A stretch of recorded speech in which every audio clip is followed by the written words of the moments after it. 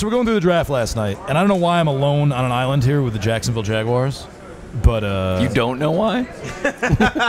Blake Bortles is a very good quarterback. What do you base that on, though? Marquise Lee, I don't know, his college career, his high draft. Yeah, but did you draft Justin Blackmon too? Yeah. No, I don't think that's going to work. That one's not going to fly. We had a lot of guys that have been drafted early at the quarterback position that didn't make it in the National Football League.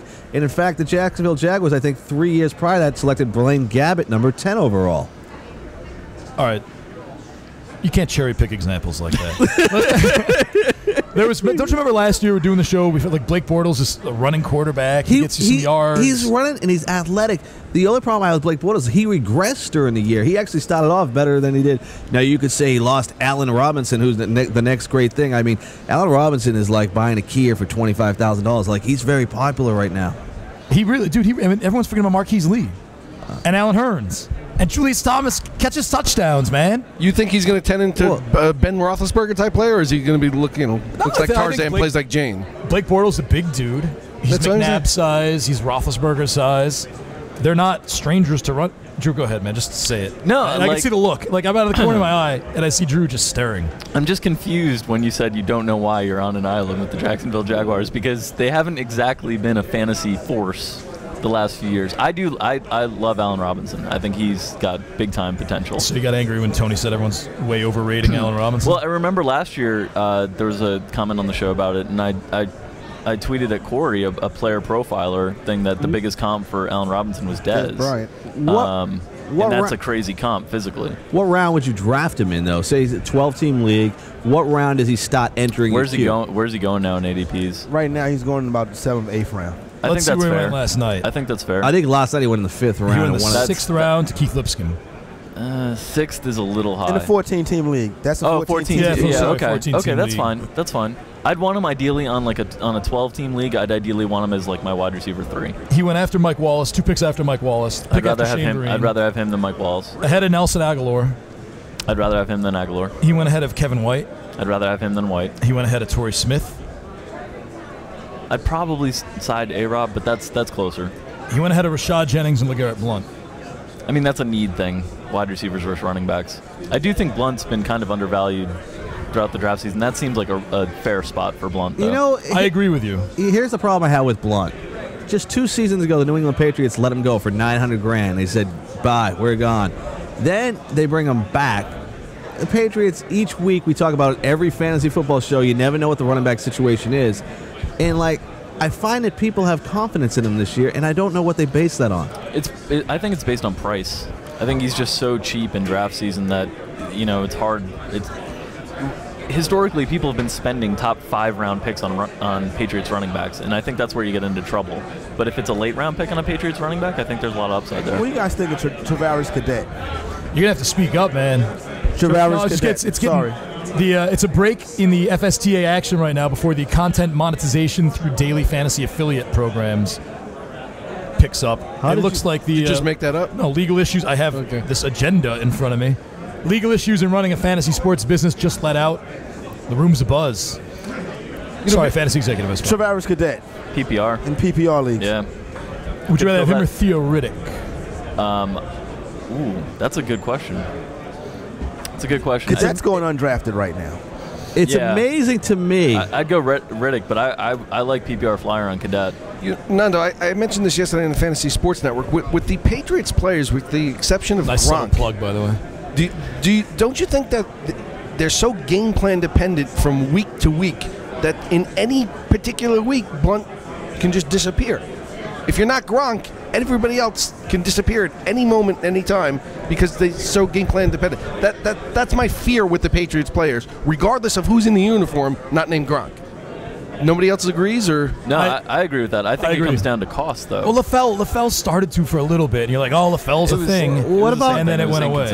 Yeah. Why does Julian Edelman got 92 balls? Why do we forget about him? Because he's a PPR only guy. Right, but 7 catches for 60 yards should be not 13 points. 90% of leagues are PPR now. I don't know if that's true. I do. Really? He's just pelting us with facts. I know. Let's just go around the room. Up. Let's just go around the room and ask 10 people, and I think 8 are going to say they play in a PPR league. Right, good sample. You said 90%. That's 80%. Well, I'm going to, He wasn't a math major. Room for plus minus 10%. I didn't go to BC. You only got 3 hours of sleep last night. I'm not going to apologize for doing well on my SATs. I went to basketball games at BC. That's about it. Can I ask a question that's kind of gone unspoken? No way. We were talking about this yesterday when we took Dez in the first round, right? Yeah. And you made me think about this because if you're talking about LeGarrette Blount, you're talking about underinflated footballs, which might be easier to hold on to, and maybe that plays a little role. Dez Bryant, we were freaking out for like a week about this Dez Bryant tape. This Dez Bryant tape's coming out. Everyone knew about the Dez Bryant tape. What happens if the Dez Bryant tape comes? Let's say he holds out, like, all right, dude, look at this tape. And he's out for the. I mean, is there any worry that should be built into Dez Bryant this season? When you're looking at, should I take Dez Bryant? Should I take Demaryius Thomas? Is there even like a 1% little inkling tipping the scales thing that, hey, maybe this Dez Bryant tape comes out right before the season starts and someone totally screws the Cowboys? I'm not concerned about the tape as much as the contract situation with Dez. The tape, I feel like if there really was something substantial on this tape, we'd have seen it by now.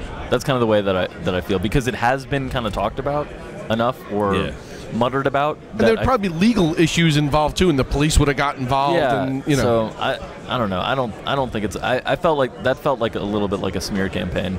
I don't know, Drew. If I had a tape of you doing something bad, say tossing Mike Leone down an escalator, you'd hold it for the right moment. Yeah, I would be like, all right, you know what? They're about to launch the site.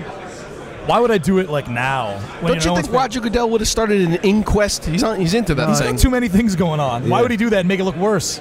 I think Roger Goodell would be like, hey, someone please pay this guy off so it never comes out. I'm not concerned at all about the contract situation. I just think it's a little posturing right now. The bottom line is you have a short career in the NFL, $700,000 a game. There's no way you don't show up on Sunday night. No, it sounds like someone's watching Ballers. $700,000. You just paraphrased a speech The Rock gave on Ballers. So you're saying he's not principled? What's the principle there? You have a contract already, and you're not going to honor your contract by showing up and playing a game? I don't know. And if I'm quoting The Rock, things have really moved up in my world. Well, it was his character. I think his name's like... Did anyone see Ballers? I did not. There was a fantasy football reference. Like, it's amazing to me the stuff you have time to watch and do. All I do is watch. I watch MLB Channel. That's all I watch. Every once in a while, I put on a Lisa Rand video. By the way, back to fantasy. Very sweet woman. I know. Really, she's so nice. Yeah. And she knows her stuff. I know. Did somebody say she wasn't nice? No, just for people out there. Like it's like it's not a facade. She's like a really sweet, nice person. You know what's funny is she's like not that tall on most occasions, but sometimes she wears those shoes that make her taller. I think that's pretty much a universal woman thing. Really? I think that's I don't think it's specific to Lisa Ann. That's great that I actually I could give myself a pat on the back because I'm actually noticing her height as opposed to other attributes. You're a good guy. Thank you. Tony Cicada. Let's ask a baseball question here. Jason Mott got the save last night. Hector Rondon pitched the eighth. I did a thing on the closers and waiting for the Post, and I looked at Rondon, and he's been good lately. I see no reason why Rondon won't get the job back. Season-long league. Do you make a move for Rondon right now if someone's way down on him? They just saw Mott get the save last night. And you're like, oh, man. I might release Hector Rondon. He pitched the eighth. He obviously wasn't going to get in the ninth. Or you're like, hey, this is one of those things where he straightens himself out, gets the job back. It seems like they want to use matchups, and it seemed like Rondon's struggles was an excuse for Joe Madden to use matchups in the bullpen late. Because that's what he liked to do in Tampa. You know, they had a lot of seasons where there wasn't a set closer until they kind of spent on Rodney, and then he became that guy. So I think they'd like to just play matchups. But yeah, Rondon's got great skills, and he's a guy that, you know, I spent a fab bit on Pedro Strop just because I was trying to get some piece of that bullpen to potentially get some saves. But I think it'll be a mix and match from here on out. What do you think, Mike? You've been quiet. Mott's a veteran, right? He had those arm injuries and stuff. I don't think you make that switch as a temporary thing. I kind of think that they're maybe going to give it to him for a while unless he doesn't fail. That's just the way I see it. I didn't see any news, no quotes or anything about it. Happens. That's my gut when you do that. with a veteran. I don't think you stick a veteran in there. I guess you can make the argument the veteran can tolerate anything, go in and out, but he was one time a pretty decent closer, right? World Series champion. I noticed 2 weeks ago watching a game and he hit 97. I said, whoa, what's going on with Jason Mott? Is he like the time off, coming back from those injuries? And I thought at that chance he had a chance to get that job. And I felt like all of a sudden you get a young team like the Chicago Cubs in a pennant race. I could see them going to him as the closer. But most times Joe Maddon's one of those guys like Tony La Russa. I don't like Joe Maddon because to me he likes to be smarter than everybody else. He does it. He's like fun and quirky, whereas La Russa's just kind of stoic and grumpy. All right, I'm going to go with you there. I'm going to take that as it is. And he likes to play the matchups. He likes to manage the game. And I could see him not naming a closer and going that route. But it wouldn't surprise me if Jason Mott. I would put in a league. I would put fat bids on both of them if they're out there and just hope to get one, just a couple bucks. I wouldn't go all in. Well, let me ask you. You got $38 left. Tony Cicada, how much are you spending on Jason Mott? I would spend $3. Drew Dinkmeyer. Yeah, I would have said 3 or 4. Mikey Cardano. Yeah, no more than that. Still too early. You got a long way to go. You guys are no fun, man. I have $37. The correct answer is 11. I have 30.